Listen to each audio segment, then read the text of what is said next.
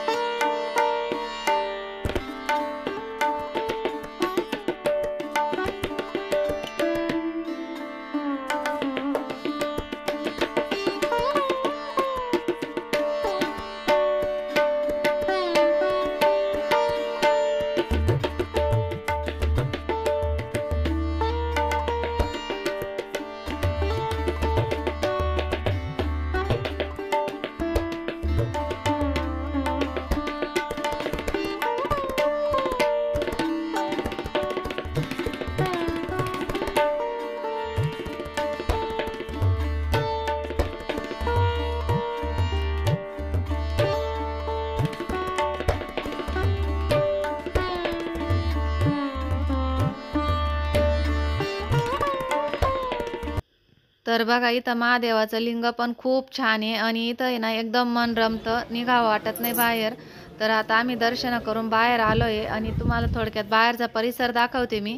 तर बघा असा छान मस्त असा परिसर आहे आणि इकडे आहे ना पार्वती मातेचं मंदिर आहे. तर इथं आहे ना दोऱ्या लावलेल्या आहेत, पुढं जाता नाही आहे. तर आम्ही तुम्हाला अगोदरच बोलले की चुकीच्या दरवाज्याने आलो होतो. तर बाहेरचा परिसर असा दिसतो.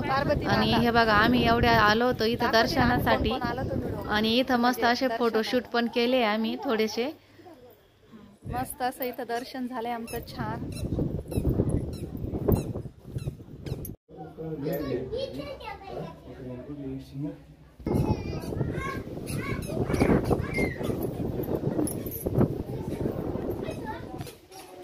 पार्वती मातेचं दर्शन घेतल्यानंतर आहे ना सूर्यदेवाचं मंदिर आहे, त्या सूर्यदेवाचं पण दर्शन घेतलं आणि त्याच्या समोर आहे ना नंदी महाराजांचं पण दर्शन घेतलं. आणि तिथं खालीच आहे ना पिंड होती, म्हणजे महादेवाचं लिंग होतं. त्याच्यानंतर आहे ना त्यानंतर विष्णू भगवानाचं पण दर्शन घेतलं, श्रीकृष्णाचं पण.